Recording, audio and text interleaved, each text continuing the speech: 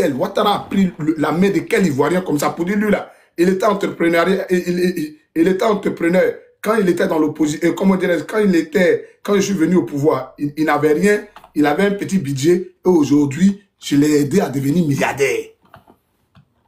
Dans un secteur en Côte d'Ivoire, pas dehors, hein, dans un secteur en Côte d'Ivoire.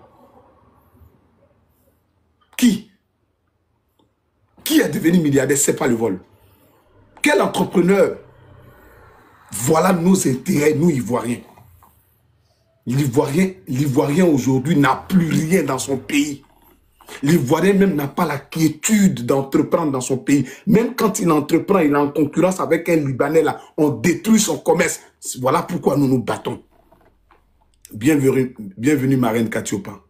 Nous nous battons pour ces injustices-là. Regardez un pays comme le Liban. Un pays qui est pauvre, qui n'a même pas l'électricité. Les Hassan Hayek là se permettent de faire des dons. Comme si le Liban est un pays riche. Comme si le Liban est un pays où tout va bien. Le Liban c'est un pays pauvre. Il n'arrive même pas à manger du pain au Liban. Renseignez-vous. En Côte d'Ivoire, on se rabaisse devant les Libanais. Les Libanais crachent sur nous. Les Libanais peuvent tout faire. L'État est là et puis l'État ne dit rien. Nous disons non c'est-à-dire qu'à ce genre de choses-là. Il faut qu'on arrive à récupérer nos pays. Et vous les lâches, il faut le dire. Vous les lâches qui ne veulent pas vous battre. Vous ne voulez pas vous battre pour la nation là. Vous allez partir payer ce prix-là dans la Méditerranée. Je dis et je répète. Parce que vous pensez que vous êtes plus intelligent que Dieu. Si vous ne faites pas face à vos responsabilités, soit disant que je vais chercher mon visa pour aller au Maroc, pour essayer de venir en France comme nous là. Ou bien pour essayer de venir en Europe, parce que moi je ne suis pas en France, vous venez en Europe comme nous là. Hé, mon frère, tu vas payer le prix parce que tout le monde n'a pas la même chance, tout le monde n'a pas le même destin. La majorité n'arrive pas en Europe. C'est ce que vous ne savez pas. La majorité, ceux qui viennent, là, même ceux qui viennent avec visa, la majorité n'ont pas la chance. Voilà pourquoi vous êtes bloqué à Agadez. Dans le désert, vous mourrez en gogo là. Aujourd'hui, il est temps de vous battre pour vos droits civiques et de rester dans le pays. Mais vous êtes en train de planifier pour sortir, pour dire que ceux qui sortent là, ils sont bêtes. Mais quand vous partez dans les pays des gens, vous partez trouver une misère, une haine contre vous. Oui, oui, vous êtes utilisés comme des esclaves. Au lieu d'être esclave dans le pays des autres là, il est mieux de rentrer chez soi et d'être esclave dans ton pays. Oui, oui. Il est mieux de mourir digne dans son pays. Moi, je suis venu ici au Royaume-Uni. Mais si le Royaume-Uni était plus catastrophique que mon pays, j'allais partir dans un autre pays africain. Mais je ne vais jamais partir d'un pays maghrébin pour aller me jouer aux esclaves. Ceux qui ont esclavagisé mes parents. Je vois des gens qui sont contents encore de partir au Maroc, en Tunisie, en Algérie. Vous partez faire quoi là-bas? Le danger est grand. On peut t'utiliser comme esclave. On peut t'élever. On peut t'élever. On peut vendre tes organes. On peut t'utiliser toute ta vie dans un champ. Si tu sors, on t'abat comme un chien. Tu n'as pas de droit dans ce pays-là. Le droit de l'homme n'existe pas au Maghreb. Le droit de l'homme n'existe pas en Tunisie. Le droit de l'homme n'existe pas en Algérie. Et vous partez dans ces pays-là pour essayer de rejoindre l'Europe. Mais vous payez le karma. C'est-à-dire le karma que vous payez là. Vous payez le prix que vous avez fui. La lâcheté que vous avez laissée. Votre nation, vous n'êtes pas... C'est-à-dire que vous n'êtes pas... C'est-à-dire que vous n'avez pas pris cette responsabilité-là de vous battre pour vos libertés-là. Voilà pourquoi vous fuyez. Regardez la Tunisie. Regardez comment la Tunisie est construite. Regardez comment la Tunisie est. Mais la Tunisie a quoi comme richesse? Soyons intelligents, frères ivoiriens. La Tunisie a quoi comme richesse? En Côte d'Ivoire, en matière de nourriture, je mets quiconque au défi. Même en Afrique de l'Ouest, il n'y a pas un pays qui va s'arrêter devant la Côte d'Ivoire en matière de nourriture. D'abord, avec 1000 francs, 1500, tu peux manger toute la nourriture que tu veux. Poisson ou viande, ou tu peux manger avec 1500 francs CFA, ce qui équivaut à 2 €. Tu peux manger ce que tu veux en Côte d'Ivoire. Partout dans le monde, ce n'est pas pareil. On a une terre qui est riche, déjà en matière de nourriture. On va laisser la nourriture. On va aller sur d'autres trucs. En matière d'entrepreneuriat, le commerce est ouvert. L'argent circule en Côte d'Ivoire. Mais pourquoi cette économie-là, l'Ivoirien ne profite pas et puis c'est l'étranger qui va profiter de ça? On n'est pas d'accord avec ça. Même si c'est pour laisser nos vies, on n'est pas d'accord avec ça. Et on va chasser Dramane. Ceux qui pensent que cette histoire-là, c'est pour Gbagbo, c'est pour Guillaume Soro, c'est pour Diane Tcham, n'ont rien compris de la révolution ivoirienne. Nous, on est déterminés. Moi, je ne suis pas dans un discours défaitif ici. Pour dire non, les Ivoiriens ne sont pas sortis, pourquoi ils ne sont pas sortis nombreux. Il y a des gens qui sont en train de se battre, ils sont en train de vous parler là. Il y a des gens qui sont en train de se battre sur le terrain en Côte d'Ivoire. Il y a des gens qui sont en train de bloquer des localités en Côte d'Ivoire. Donc nous sommes des résistants. Parce que quand on dit résistants, là, les gens pensent que c'est amusement. Non, nous sommes des résistants. Nous sommes la voix du peuple. Nous disons non. Et nous allons chasser Dramane de bon, de vrai ou de gré. Un dictateur qui ne laisse pas que les gens parlent. Des maudits comme ça qui sont assis au pouvoir. C'est une malédiction pour la Côte d'Ivoire si nous laissons les gens comme les Dramane rester au pouvoir jusqu'à aujourd'hui. Les gens qui se soignent à l'étranger, qui ne sont pas capables, qui n'ont pas la volonté politique, bien évidemment, d'avoir des plateaux techniques en Côte d'Ivoire pour pouvoir soigner les Ivoiriens.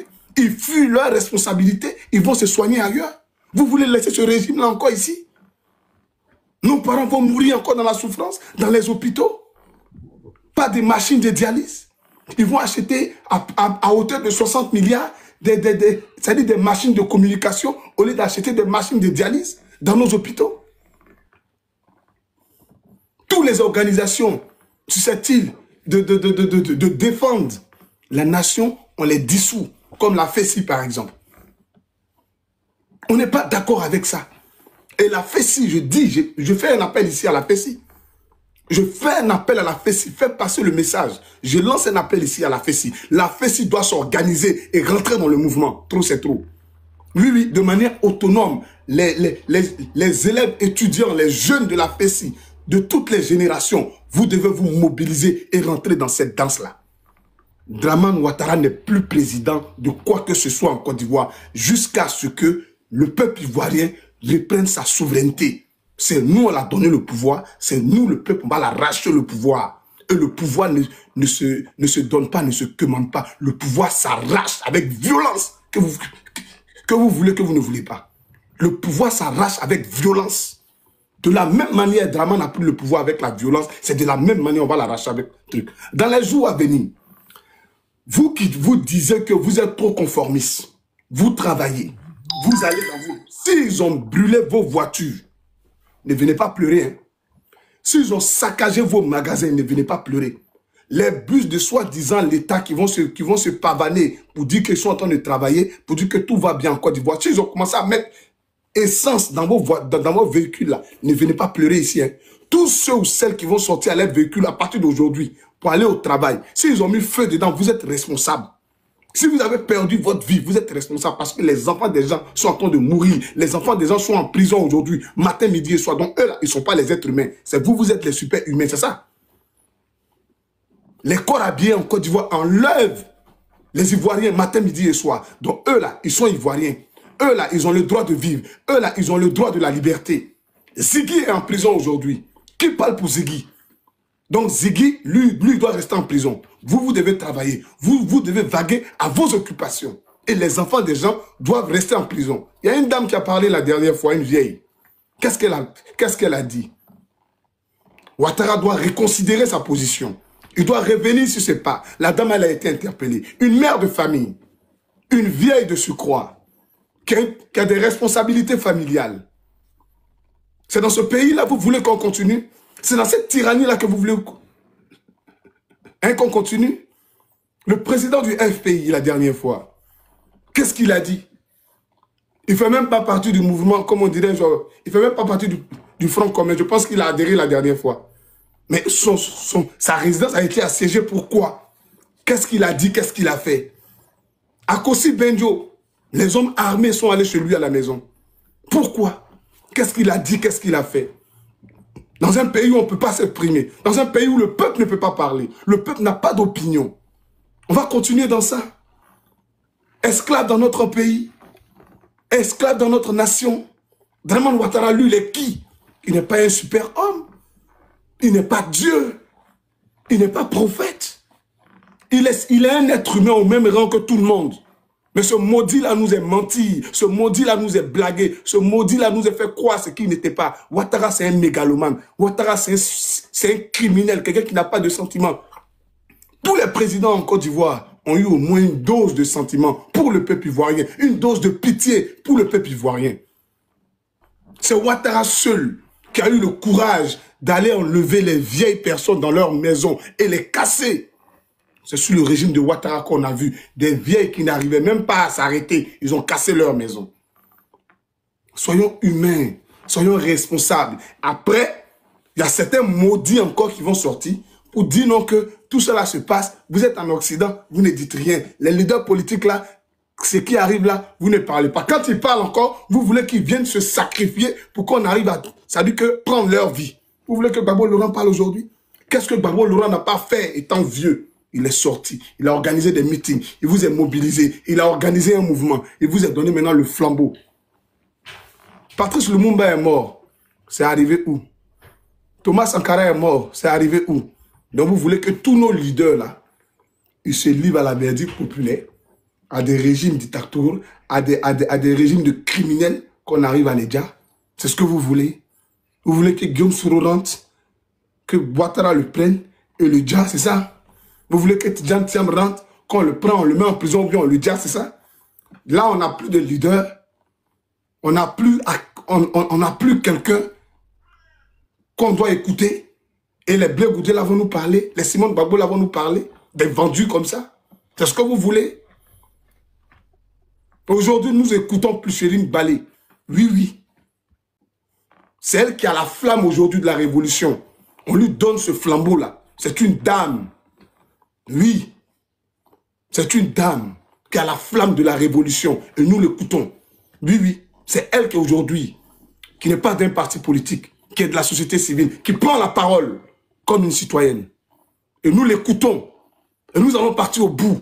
De la même manière, elle est déterminée. De la même manière, elle a ce feu en elle qui bouillonne, cette liberté, cette injustice qu'elle draine dans son âme. Elle est prête aujourd'hui à sacrifier sa vie, mais elle a déjà fait parce qu'elle est sur le sol ivoirien et elle se bat. Ce n'est pas une femme qui est lâche. Elle a bravé la peur, elle a bravé la terreur, elle a surmonté tout ce que une personne humaine peut surmonter. Elle a fait la prison pour le peuple ivoirien. Et nous devons suivre cette dame éclairée, intellectuelle, engagée. Nous allons sortir aujourd'hui, nous allons sortir demain. Nous allons mettre le pays là à feu et à sang. Nous allons tout casser, tout brûler, jusqu'à ce que Dramane comprenne que nous, Ivoiriens, nous ne voulons plus de lui. Tout ce qu'il a construit là, c'est pour mettre feu dedans. On va mettre feu dedans. Parce que là, les grandes nations se sont construites dans la révolution.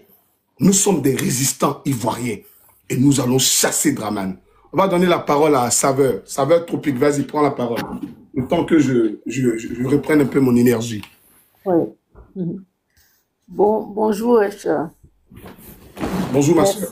Merci de me faire monter. En tout cas, moi, je t'applaudis. Hein. Moi, je t'applaudis. Là, vraiment, c'est...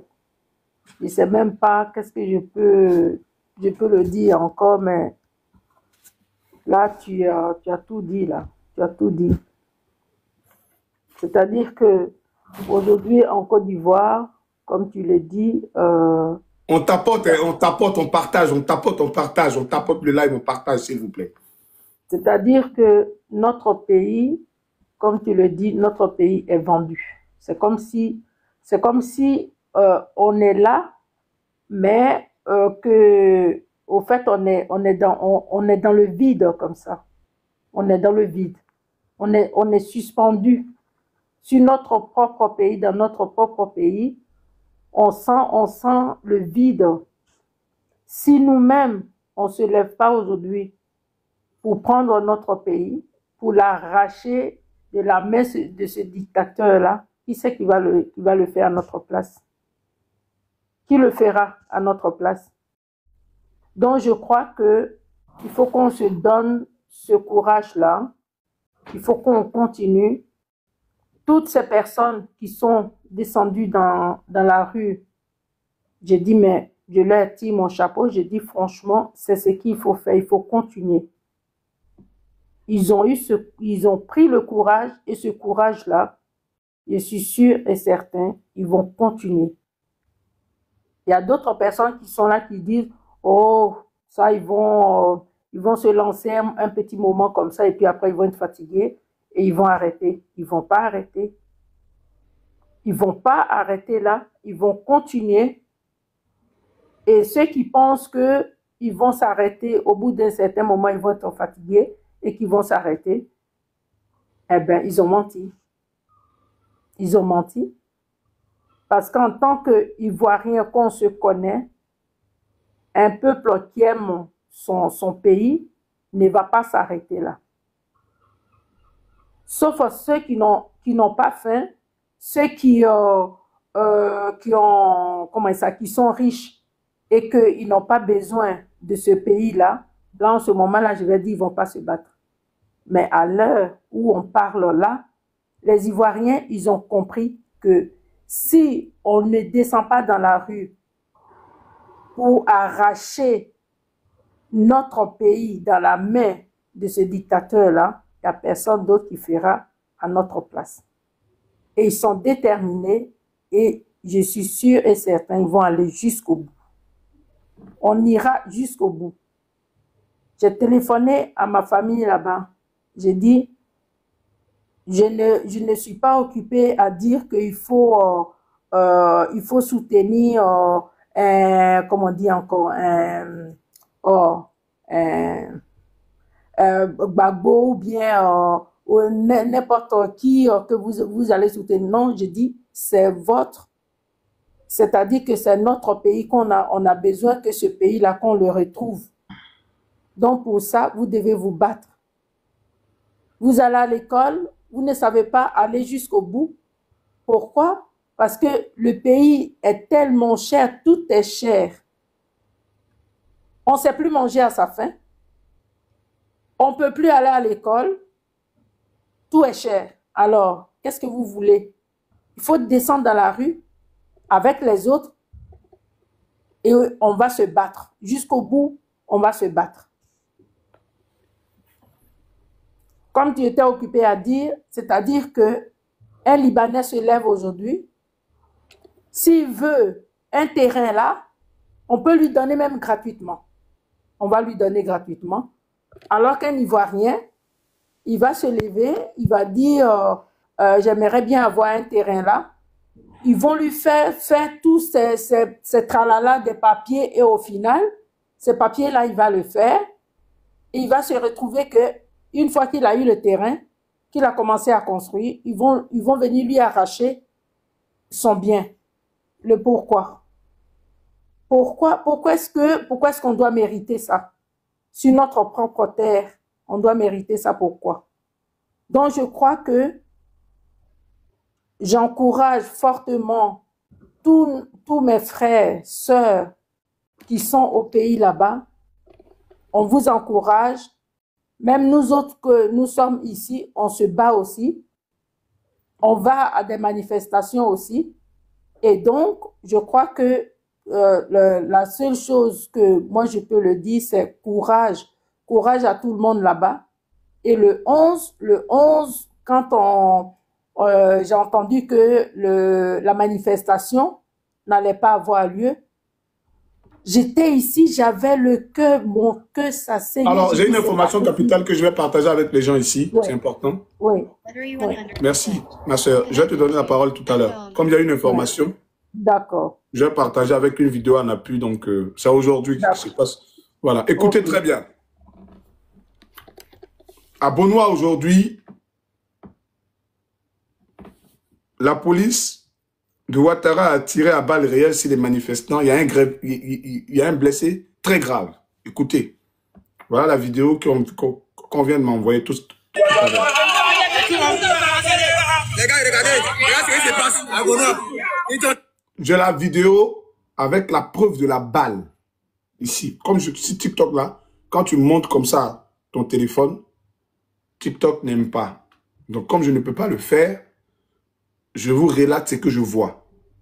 À balles réelles,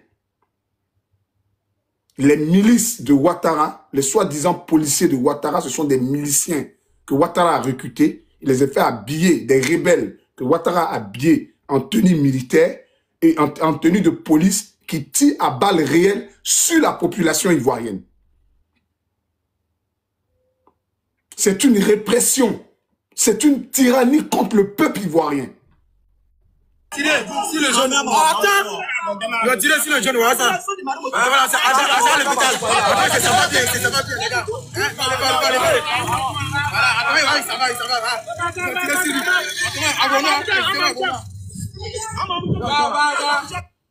Voilà ça. À l'hôpital. Après, ça va bien, les gars. Allez. Voilà, attendez, ça va. Tirer sur lui.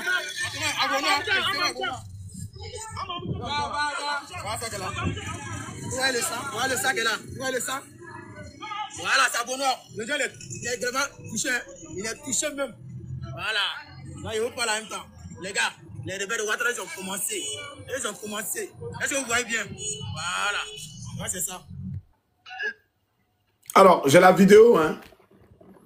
La rébellion de Ouattara a commencé en Côte d'Ivoire. Et je parle avec des preuves. J'ai la vidéo ici. La rébellion de Ouattara a commencé. C'est cette rébellion-là qu'il a pris pour gouverner la Côte d'Ivoire jusqu'à aujourd'hui. Et il envoie ses rebelles en tenue militaire pour tirer sur la population. Vous voulez accepter ça? Ça va finir quand? Il va finir encore 3 mandats, 4 mandats. Il va mettre son petit frère Téné Brahima. Et à partir du moment où le pouvoir continue, le peuple devient plus faible, le peuple devient plus pauvre et on vous chasse de vos pays. C'est ce qui est en train de se passer en Côte d'Ivoire. Ouattara est en train de tuer encore la population ivoirienne.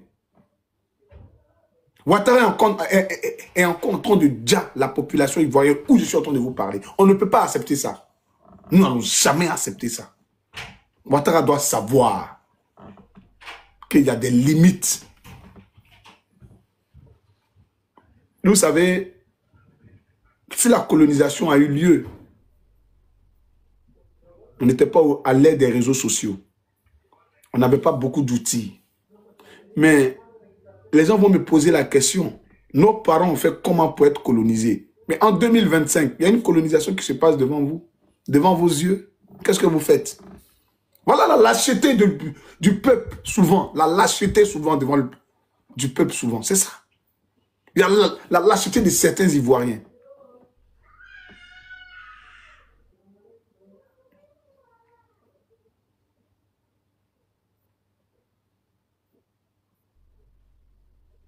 Les entreprises françaises, là, ils ne payent pas d'impôts en Côte d'Ivoire. Ça ne vous dérange pas.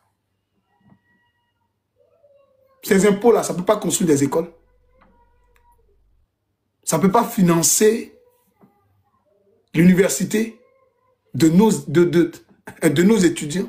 Ça ne peut pas financer des recherches en Côte d'Ivoire.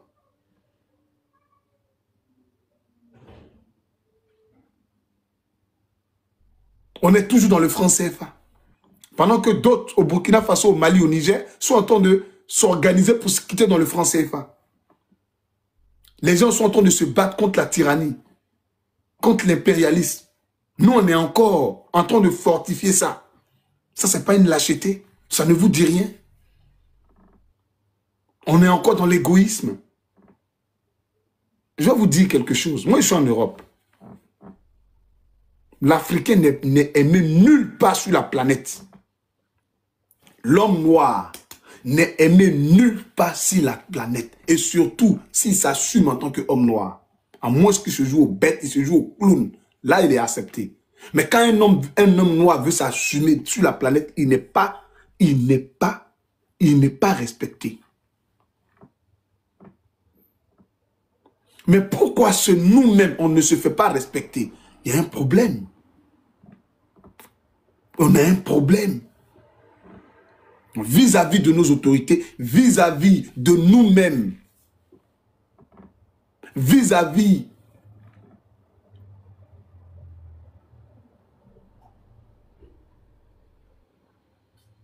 de nos difficultés. On a tellement de difficultés en Afrique qu'on ne travaille pas intelligemment. Le blanc, quand il veut, les Européens en grande majorité, qui sont 8% de la population mondiale, pourquoi ils arrivent à nous dominer jusqu'à présent? Pourquoi ils arrivent à dominer le monde jusqu'à présent? Ils sont conscients de ce qu'ils sont. Leurs ancêtres ont travaillé pour ce qu'ils ont aujourd'hui comme héritage. Et l'angoisse qu'ils ont, ils n'ont pas de matière première. Ils n'ont pas une terre fertile. Donc, ils n'ont pas le droit de certaines largesses. Et les acquis qu'ils ont là, ils se battent pour pouvoir les préserver. Mais nous, on a trop d'acquis, les frères. Biologiquement d'abord, quand on regarde l'homme noir là, il est puissant, il est fort. Il est solide. Ça, c'est ce que Dieu nous a donné naturellement, en tant qu'individu, en tant qu'homme noir. Les ressources qu'on a, les avantages qu'on a. Nous avons le plus souvent, nous habitons dans les zones tropicales, c'est-à-dire que y a le soleil, il y a l'eau, il y a tout. Il y a tout dans l'environnement que nous vivons là. On a tout. C'est un avantage pour nous en tant qu'Africains, en tant que Noirs. On a un climat favorable pour nous, pour pouvoir créer, pour pouvoir entreprendre. Qu'est-ce qu'on fait de ça réellement? Les Européens sont dans un climat piteux. Je dis bien piteux. Mais ils s'arrangent pour être les super-hommes sur la planète. Physiquement, ils ne sont pas forts, mais ils sont au-dessus de nous. On ne parle même pas de notre sous-sol. Quand tu jettes une pépite d'orange comme ça devient un orangé. Tu jettes le grain d'arachide, ça devient, comment dirais-je, ça devient une plantation d'arachide. La pastèque, ça pousse. Tout pousse chez nous. On n'a pas de problème de nourriture sur nos terres. En plus de ça, on a des minéraux les plus rares en Afrique. Quel est le problème? Le problème, c'est la population. Le problème, c'est la mentalité. Le problème, c'est que l'homme noir ne veut pas s'organiser pour se libérer réellement. Nous vivons encore dans un esclavage en Côte d'Ivoire. Disons-le, c'est de l'esclavage. C'est pas normal. Payer un être humain 75 000 francs en Côte d'Ivoire, c'est de l'esclavage. 115 €, on ne peut pas accepter 115 €. En 1968, on pouvait accepter ça comme salaire. 115 €. En 2025, on a ça comme salaire. On ne peut pas s'exprimer encore en 2025. Quand tu dis un mot, tu vas en prison. C'est pas normal. D'autres peuvent marcher, d'autres ne peuvent pas marcher. Vous êtes d'accord avec ça? Hein? D'autres peuvent s'exprimer, d'autres ne peuvent pas s'exprimer. On est d'accord avec ça? On est d'accord avec ça? Jusqu'à présent encore?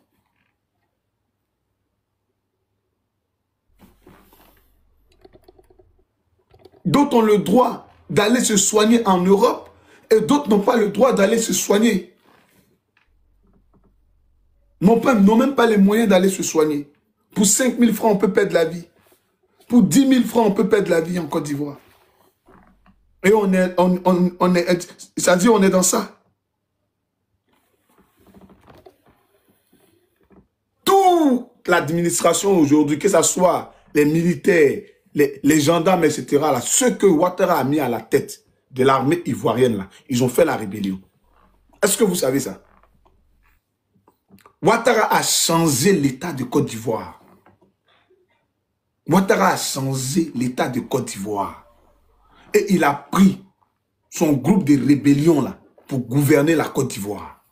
Voilà pourquoi les rebelles tirent à balles réelles aujourd'hui. À Palo, là, il a fait la rébellion.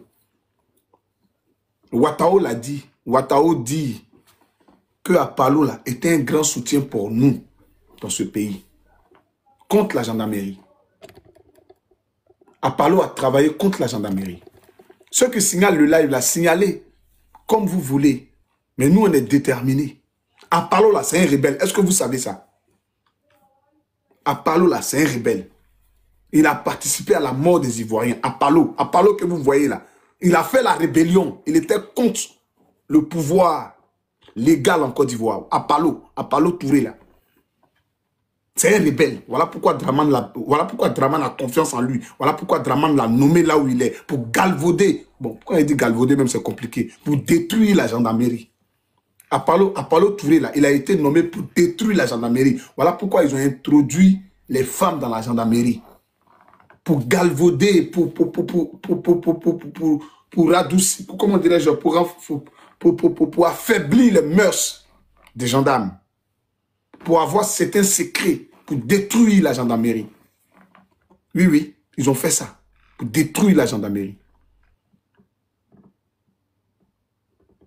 Pendant cette guerre-là, qu'on a eu en 2010-2011, la gendarmerie était l'armée la plus résiliente qu'on a eue. Elle n'avait pas peur.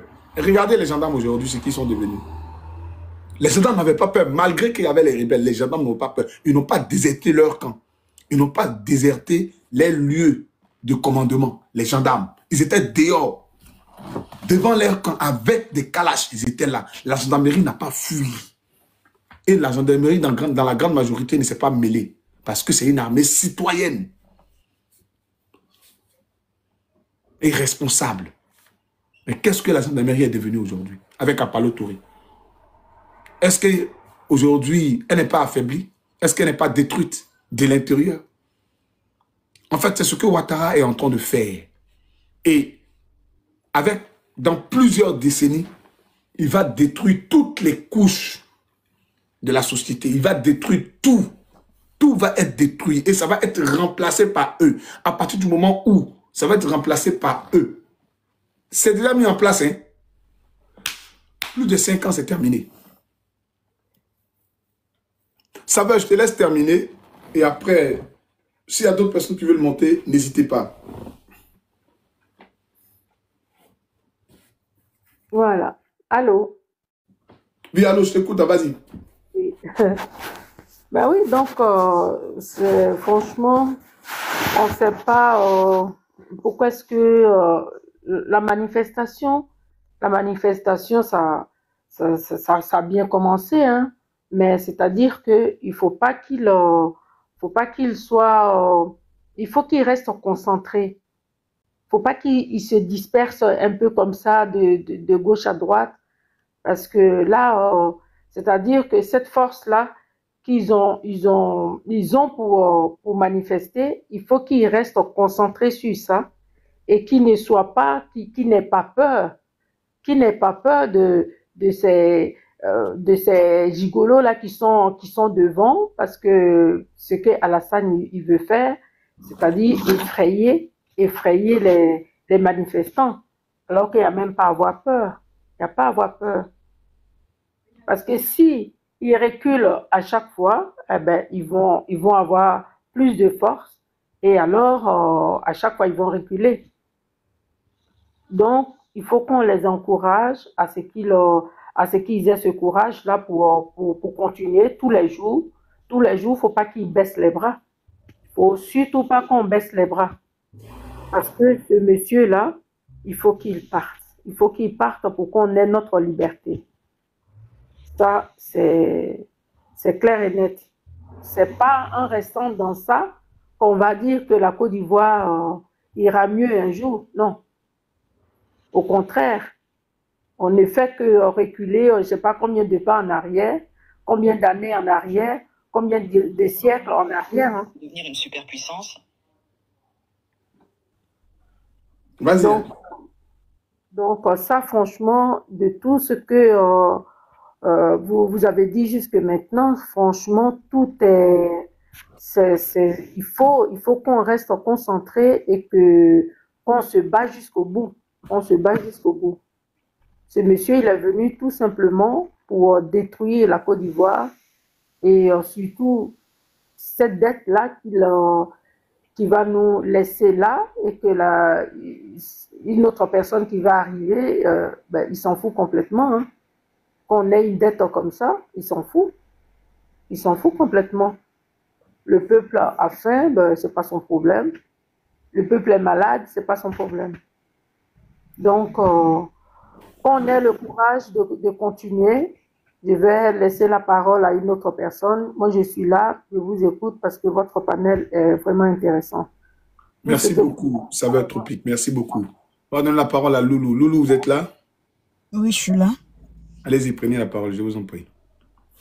Moi, c'est au vu de tout ce qui se passe en Côte d'Ivoire actuellement. C'est vraiment dommage. Hein. C'est vraiment dommage parce que j'aurais pu être à Abidjan. Je vous assure que je serais sortie aussi dans les rues. Voilà. Parce qu'on n'a qu'un seul pays. Personne ne viendra faire ce travail-là à notre place. Et ce que je trouve dommage, c'est que tout le monde ne se met pas ensemble. Aujourd'hui, c'est pas une histoire de Gbagbo, c'est pas une histoire de Tidiane Thiam ou je ne sais qui. C'est une histoire de libérer la Côte d'Ivoire. C'est vrai que moi, je suis à l'étranger, mais la Côte d'Ivoire, c'est mon pays. Un jour ou l'autre, je serai appelée à retourner chez moi. Mon objectif premier, c'est pas de rester ici. Hein. Parce qu'ici, bah, on est ici parce que sinon on est dans la merde. Voilà, si chacun a quelque chose chez lui en Côte d'Ivoire, la Côte d'Ivoire regorge de beaucoup de richesses. Mais aujourd'hui, les jeunes meurent dans la mer. Les jeunes veulent forcément venir à l'aventure. Si tu es bien chez toi, tu ne cherches pas à venir chez les autres. Donc, c'est vraiment dommage que c'est une histoire de... Les gens ne comprennent pas. Ceux qui veulent forcément que M. Alassane reste au pouvoir, c'est pour leurs intérêts. Ils ne pensent qu'à eux. Et ça, c'est vraiment égoïste. Voilà, on parle de tout le monde.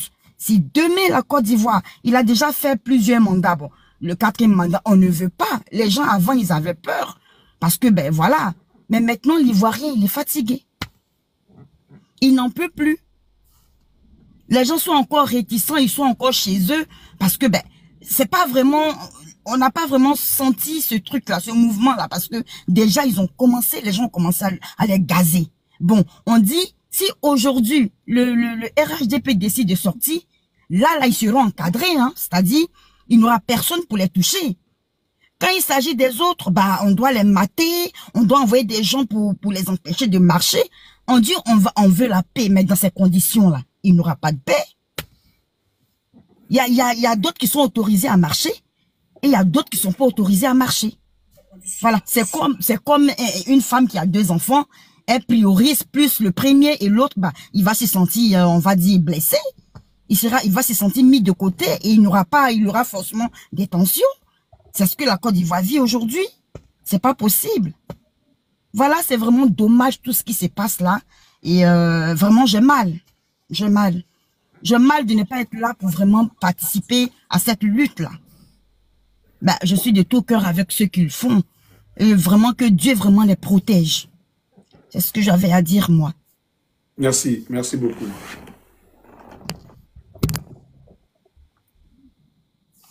John, tu veux ajouter quelque chose? John, tu es là? Ok, je suis là, non? Vas-y. Je vais ajouter quelque chose. Franchement, c'est malheureux tout ce qui arrive à notre pays.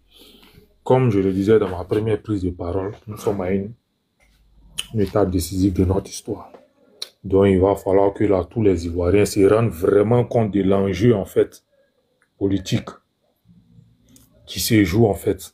On doit arrêter nos histoires, nos querelles entre nous. Non, celui-là, il est GPS, il est PPAC. Ils se mettent ensemble. On a un seul ennemi en face. C'est Alassane Dramane Ouattara. C'est clair. Qui a surfé sur la vague de l'ethnicité pour diviser aujourd'hui les Ivoiriens. Aujourd'hui, tous les Ivoiriens ont compris que ce gars-là, c'est un manipulateur, c'est un usurpateur, c'est un falsifieur. À part les Ado Moutons qui se disent encore qu'ils ont un leader sur lequel ils peuvent compter. Mais tout ça là, c'est fini. Ils n'ont qu'à se dire que ce n'est qu'un miracle, c'est un rêve auquel ils ont cru qui est en train de s'effriter à leurs yeux en fait. Aujourd'hui, la majorité des Ivoiriens ont vu que cet homme-là, il est venu au pouvoir rien que pour servir ses propres ambitions politiques.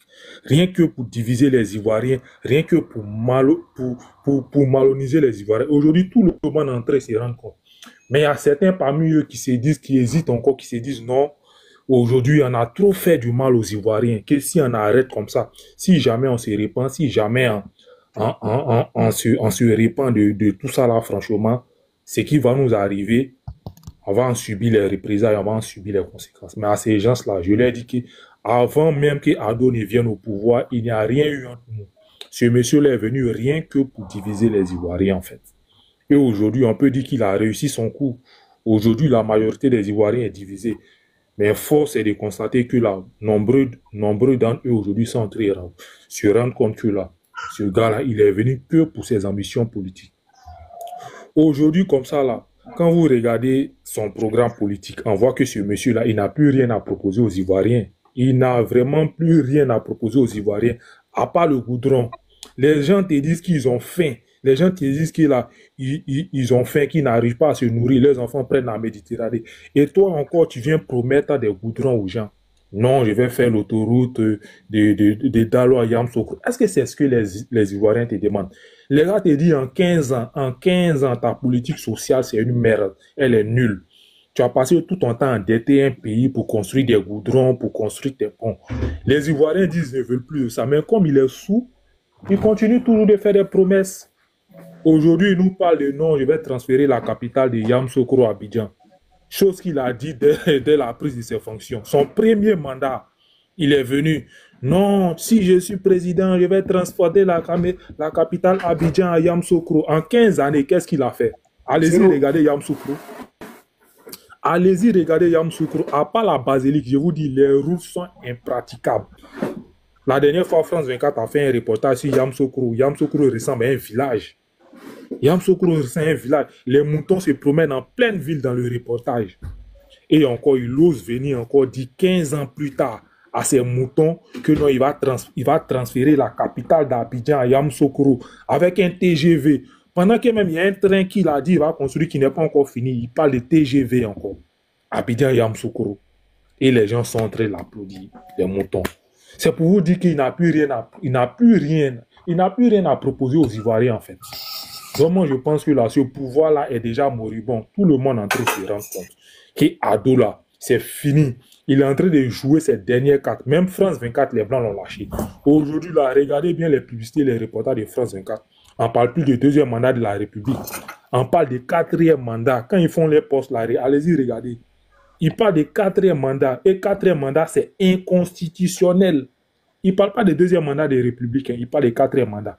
Donc c'est pour vous dire, à l'heure actuelle où on en est là, Ado n'est plus président de Côte d'Ivoire. Il cherche à encore truquer, frauder pour se maintenir encore à la tête de l'État de Côte d'Ivoire. Et ce tyran-là, si on l'a laissé faire, franchement, ce sont nos enfants qui vont en pâtir. C'est notre nation qui va encore en pâtir. C'est relancer encore pour 5 années de souffrance. Donc pour dire non à tout ça là, aujourd'hui tout le monde doit sortir. Pour faire face à la tyrannie d'Alassane Dramane Ouattara. Donc voilà, pour ne pas aller loin, je pense que je vais m'arrêter là et laisser la parole aux autres. Merci à vous. D'accord, j'arrive. Je donne la parole à quelqu'un tout à l'heure.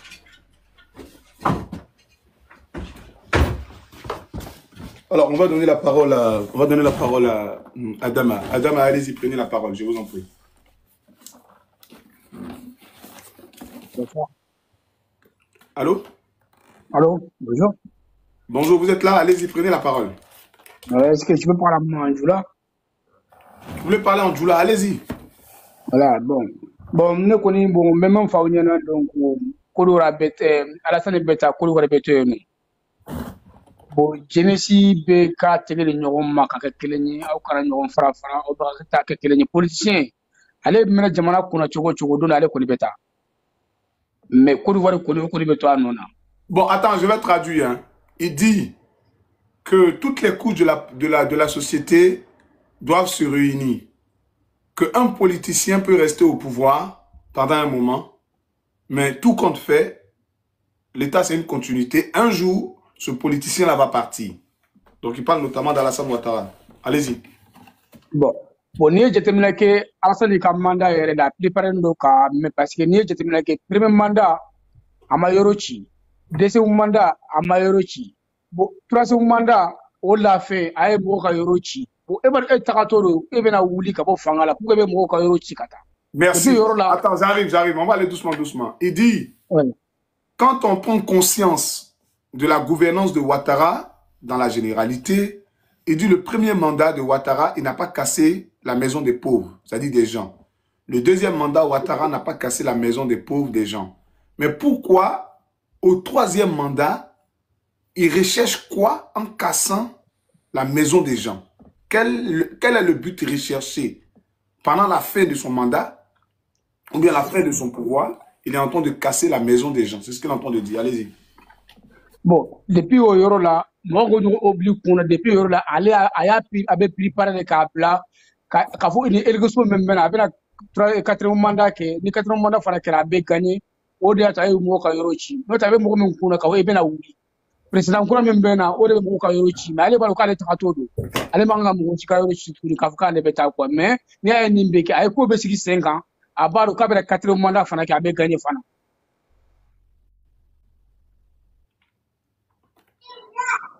Alors, est-ce que tu peux répéter, s'il te plaît?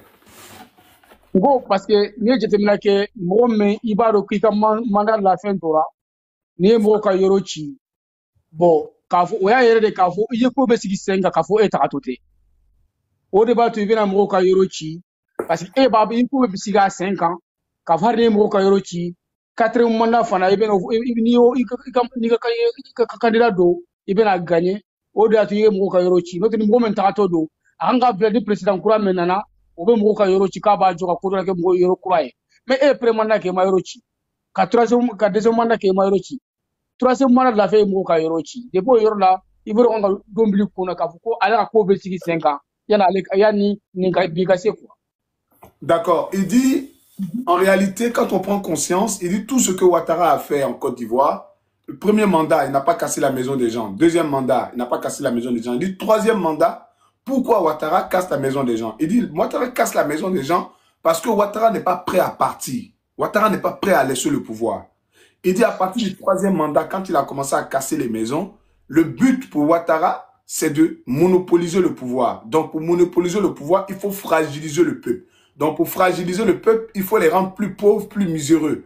Raison pour laquelle Ouattara a commencé à détruire la maison des pauvres, des couches les plus défavorisées, pour pouvoir bien évidemment se maintenir au pouvoir. Donc, ça relate que quand on prend conscience en réalité, Ouattara veut s'éterniser au pouvoir, mais ceux ou celles qui sont susceptibles à faire face à lui, il est en train de casser les maisons en fait.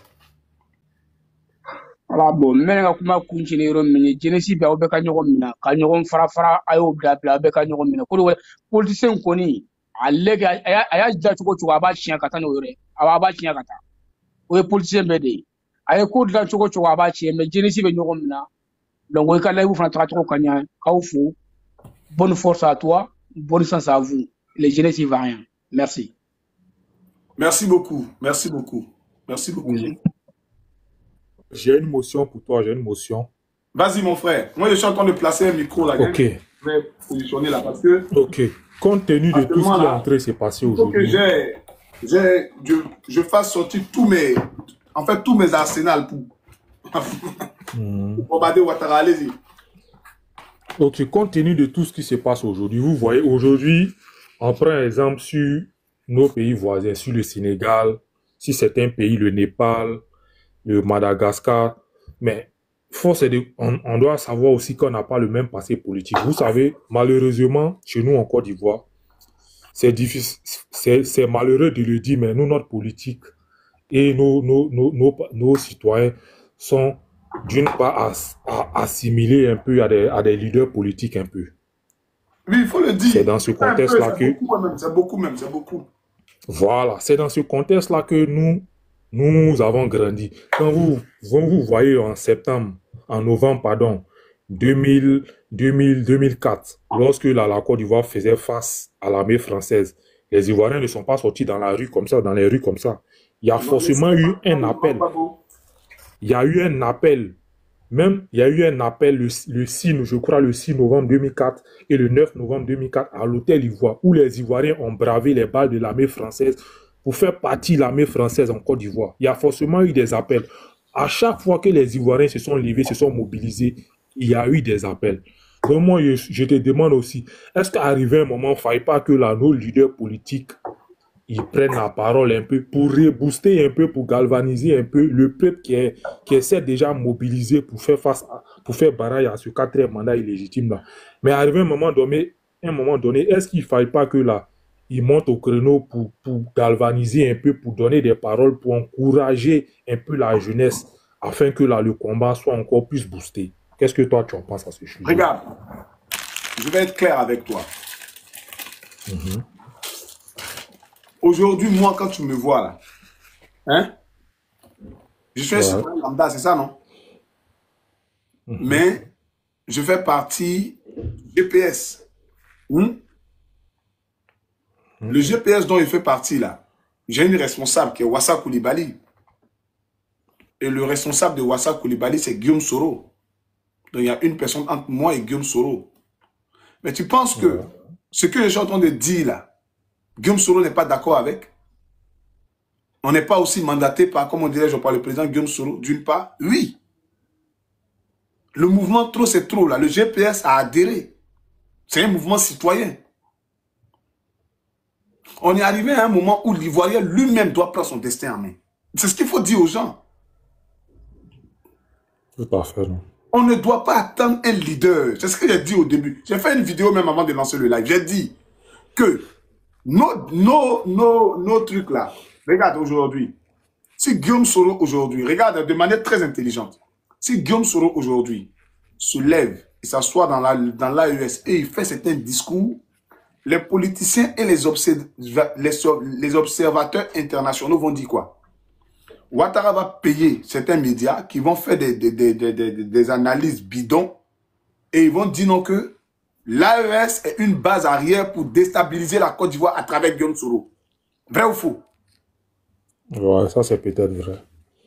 Parce qu'ils vont dire non que le Niger ou bien dans le pays où il est dans l'AES là, c'est eux qui légitiment la déstabilisation de la Côte d'Ivoire parce que Guillaume Soro reste là-bas pour les menacer.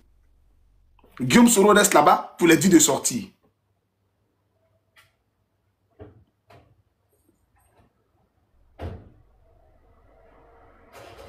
Quand on est en Occident, on peut parler d'une certaine manière. Quand on est dans le pays, on peut parler d'une certaine manière. Mais quand on est dans le pays des gens, surtout des pays africains, il y a certaines choses qu'on ne peut pas se permettre. Regardez, je vais vous faire une observation très simple. Les cyberactivistes aujourd'hui qui sont au Burkina Faso, qui sont au Mali, ils ne peuvent pas parler comme ils étaient dans le pays, comme ils étaient en Europe. Parce que les gens vont récupérer ça pour dire que ces pays-là sont en train de préparer un coup d'État ou bien des manœuvres contre eux. C'est nous, en tant que citoyens ivoiriens, nous-mêmes, on doit être légitimes de sortir et de revendiquer nos droits citoyens. Tout simplement. On ne doit pas attendre l'aval de qui que ce soit. Est-ce que je me fais comprendre, John? Je comprends, je comprends. Donc, c'est un peu ça. Je comprends ce que tu veux dire. Voilà, c'est un peu ça. Ok. C'est un peu ça. Alors, on va donner la parole à Kelly. Kelly, t'es là? Oui, je suis là. Vous m'entendez? Je t'entends très bien. Vas-y, Kelly. Ok. Donc, je salue tout le monde là. Je sais qu'on est tous anti-ivoiriens ici. Moi, j'ai compris que toi, tu es partisan de Guillaume Soro. Aujourd'hui, je parle en tant que citoyen ivoirien. Hein. Si, on va parler en tant que citoyen ivoirien. Moi, j'ai quelques questions quand même à poser à mes frères ivoiriens. On est en 2025. Je veux poser une question. Si la candidature de l'ex-président Laurent Gbagbo et Thiam et Afi N'Guessan était validée, est-ce qu'on allait toujours demander, c'est-à-dire est-ce que le système là, les institutions de la Côte d'Ivoire là, on allait toujours dire que ils sont faux, ou bien parce que on a validé leur candidature, donc ça y est, on doit faire confiance à nos institutions. Voici ma première question. Alors, je vais aller rapidement avec toi. Hein. Ok. Nous sommes aujourd'hui en révolution progressive. On n'est pas ici sur un panel pour poser question. On a fini avec ça. Mais je vais te répondre de manière exceptionnelle. Pour te dire que même si Gbagbo Loura était sur la liste électorale, même si Guillaume Soro était sur la liste électorale, même si Afi N'Guessan était sur la liste électorale, même si Thiam était sur la liste électorale, nous allons manifester pour dire que Ouattara n'est pas légitime d'être candidat. Il est d'accord. Mais attends, pourquoi il n'est pas légitime d'être candidat? Alors, tu peux me lire l'article 55 de la Constitution ivoirienne? Moi, ce que je sais, là, on est en 3e République. Quand il y a une nouvelle République, les cartes sont remises à nouveau. Donc, d'une République, un gars comme Gbagbo, comme... même si il faut aller dire ça dans ta famille là-bas. Faut pas énerver les gens. Faut aller dire ça dans ta famille là-bas. Je l'ai bloqué.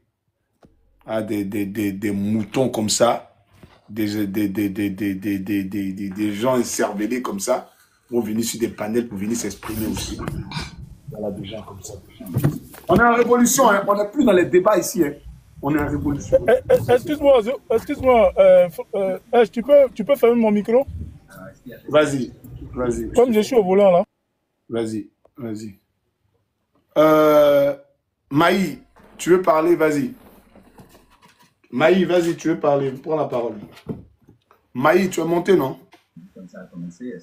Oui, bonsoir à vous. Bonsoir, bienvenue, vas-y, prends la parole. Merci. Non, mais j'avais vraiment pas grand-chose à dire. C'est que bon, moi, je suis congolaise, mais voilà, je connais bien la Côte d'Ivoire. C'est un second pays de cœur que j'ai. Et c'était juste que je suis tombée sur votre panel et je trouvais ça assez intéressant de pouvoir échanger comme ça et de pouvoir motiver le pays pour que ils prennent conscience que c'est par le peuple que les choses, le destin d'un peuple se dessine.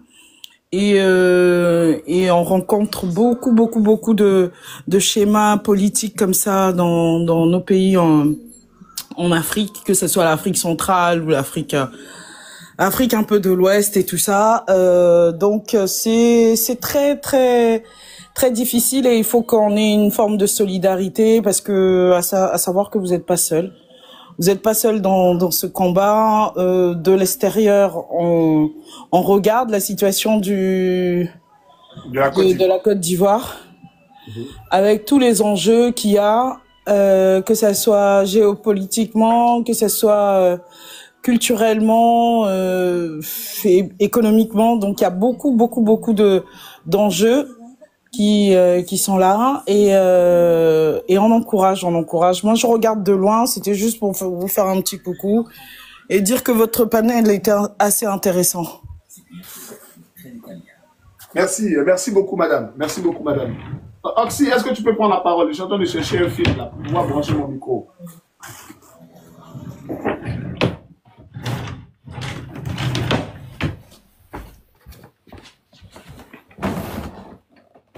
Over, est-ce que tu peux prendre la parole? Over, l'opportuniste. Over, l'opportuniste, tu peux prendre la parole? Est-ce qu'il m'attend? Ouais, 46 secondes quand même. Hein.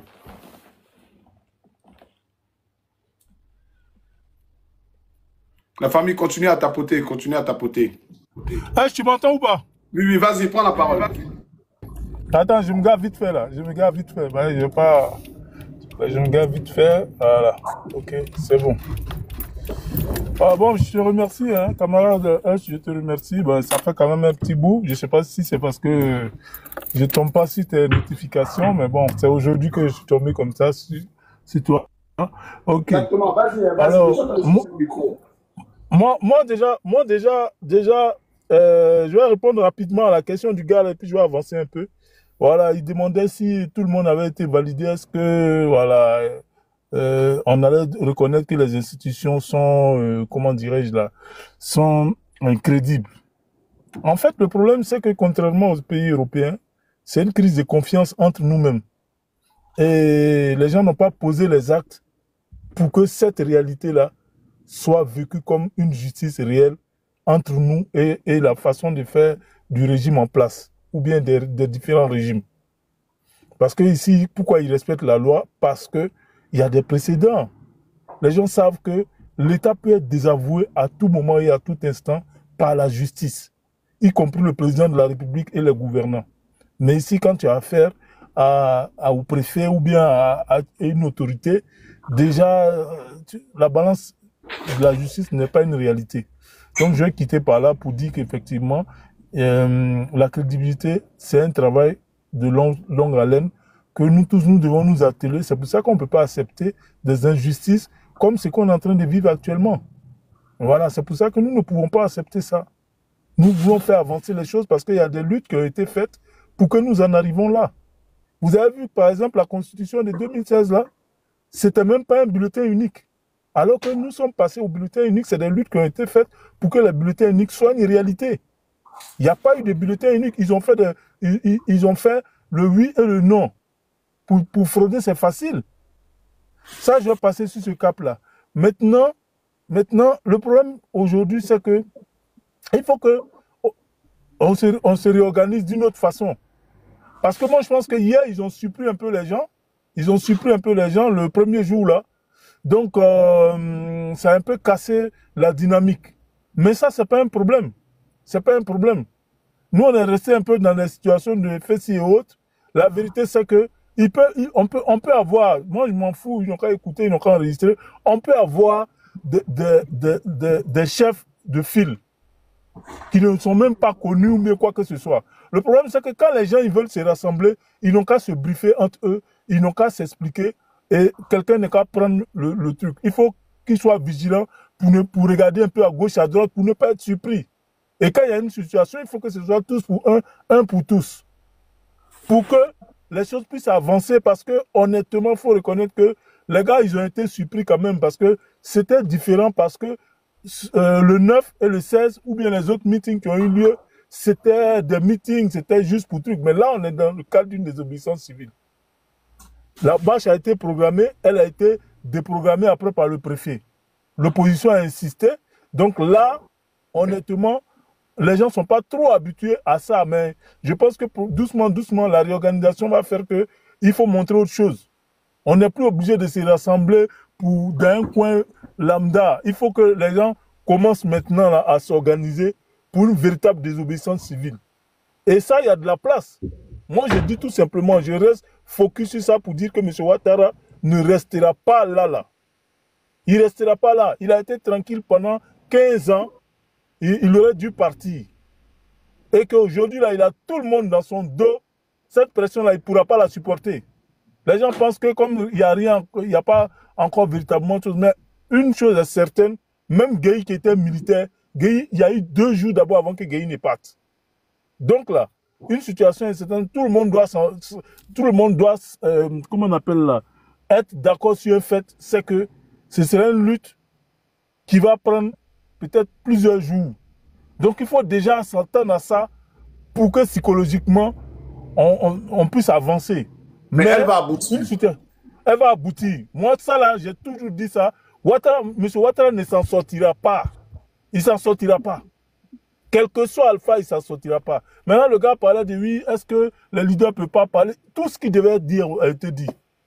Tout ce qu'il devait dire a été dit. Même nous-mêmes qui parlons là, on n'est pas forcément dans le même problème que ceux qui sont au pays. Il ne faut pas qu'on se monte. Donc, il faut situer les responsabilités. Il faut qu'à un moment donné, les gens bougent leur cul.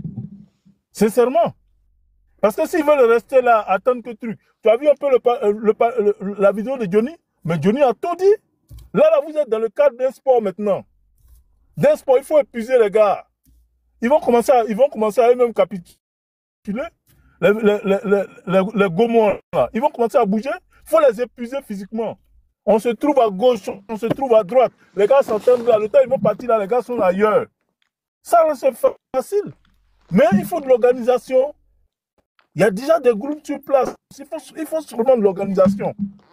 On ne va plus se retrouver dans le premier contexte où les gens viennent faire des selfies où voilà, ils sont trucs parce qu'ils ne vont plus jamais accepter quoi que ce soit. Donc là, maintenant, nous sommes dans le cadre de désobéissance civile.